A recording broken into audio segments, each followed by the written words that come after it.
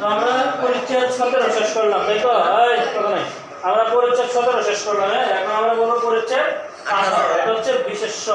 তো বিশেষ্য সম্পর্কে তোমরা ছোট থেকে শুনতেছ যে কোনো কিছু নামকে বিশেষ্য বলে।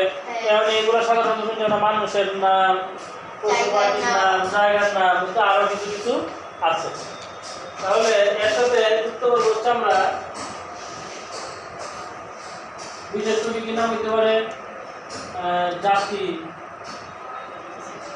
ব্যক্তি নাম, স্থানের নাম, কালের নাম। স্যার গুণ তো বিশেষণ না?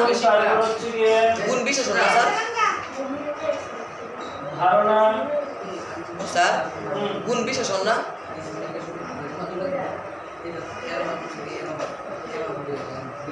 গুণ বিশেষণ, কিন্তু গুণের নামটা হচ্ছে বিশেষ। যেমন সত্যবাদিতা, এটা একটা গুণের নাম। গুণটা কি? বিশেষণ না, গুণের নামটা হচ্ছে কি? বিশেষ্য। বিশেষ্য।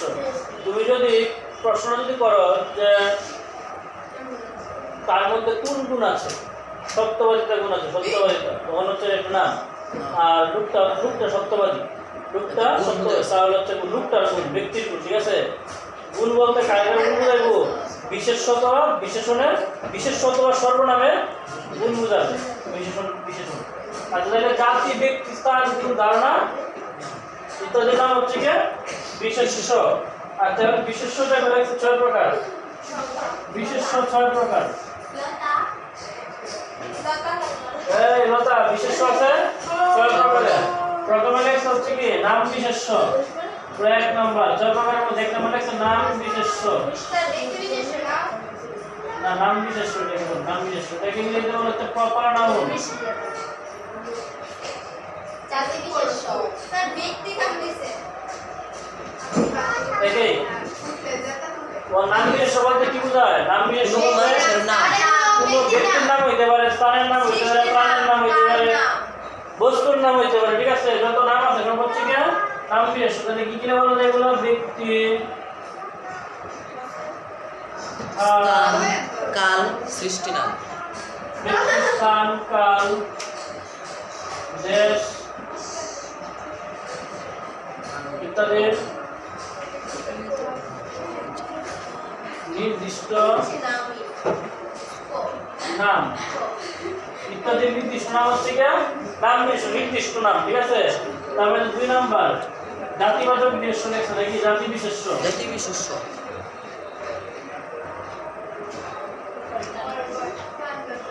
জাতি বিশেষ্য এটাকে বলে হচ্ছে কমন নাউন। ইংরেজিতে কি বলে? Common noun.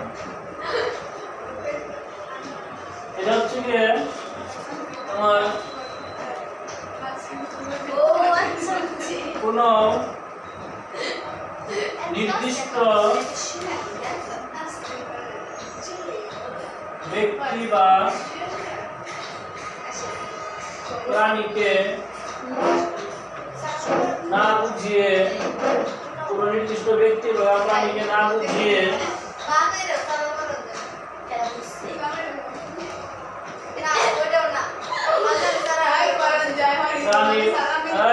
কিন্তু প্রাণী ও অপ্রাণীর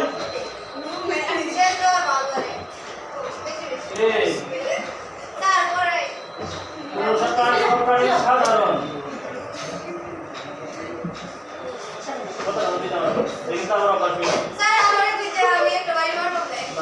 প্রাণী ও প্রাণীর সাধারণ নাম, প্রাণী ও প্রাণীর সাধারণ নামকে বোঝায়।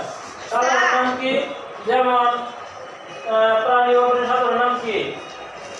যেমন মনে করো যে একটা পাখি উড়ে যেতে চাই, বললাম একটা পাখি যাচ্ছে, পাখি হচ্ছে তার সাধারণ নাম, কিন্তু তার কিন্তু একটা পার্সোনাল নাম আছে, দুয়ের বা শালিক বা ময়না যেটাই বলো। তারপরে মনে করো যে বাজারে বললো যে আজকে তুমি কি দিয়ে খাইছো? আজকে মাছ দিয়ে খেয়ে আসছি। মানে মাছ হচ্ছে কি সাধারণ নাম, কিন্তু এটা কোনো নির্দিষ্ট নাম না। ঠিক আছে?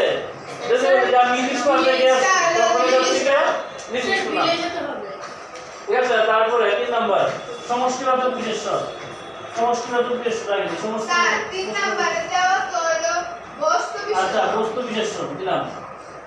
বস্তু বিশেষ্য ইংলিশে বলা হচ্ছে ম্যাটেরিয়াল নাউন। তো ইংরেজিগুলো ছিল বাংলা ছিল ম্যাটেরিয়াল নাউন মানে কি ছিল এগুলো ম্যাটেরিয়াল নাউন এগুলো কোনো বস্তুর নাম বোঝায় কোনো দ্রব্য বা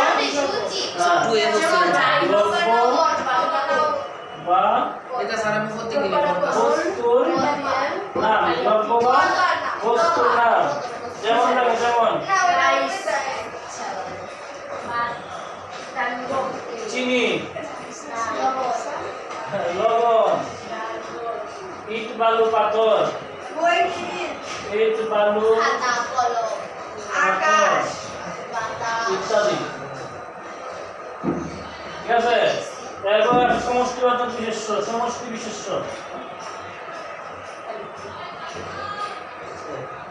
সমষ্টি বিশেষ্য বিশেষ্যটা কি বলে কালেকটিভ নাউন এটা ব্যক্তি বা প্রাণীর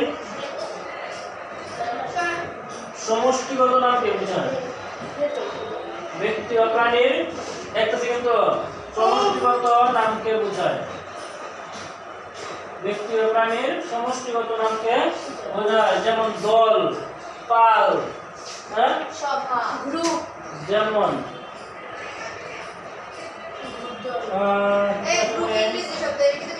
ঝাঁক পাল মিছিল সভা ম্যাডাম সিলেবাস পাইছি না ম্যাডাম সিলেবাস একটু করে আসবো সিলেবাস আর বাকি যারা আছো তোরা পুরো ফোন করতে তাহলে আজকে পর্যন্ত ঠিক আছে আমরা বাকিটা একটা দুইটা আজকে আছে আগামী কথা বলা যাবে তাহলে আমরা একটু দেখে ফেলাম নামবাচক বিশেষ্য জাতিবাচক বিশেষ্য বস্তু বিশেষ্য সমষ্টি বিশেষ্য ঠিক আছে ব্যক্তি বা প্রাণীর সমষ্টিগত নাম ঝাঁক পাল এগুলো হচ্ছে প্রাণী আর এগুলো থেকে ব্যক্তির মানুষের সমষ্টি তাই তো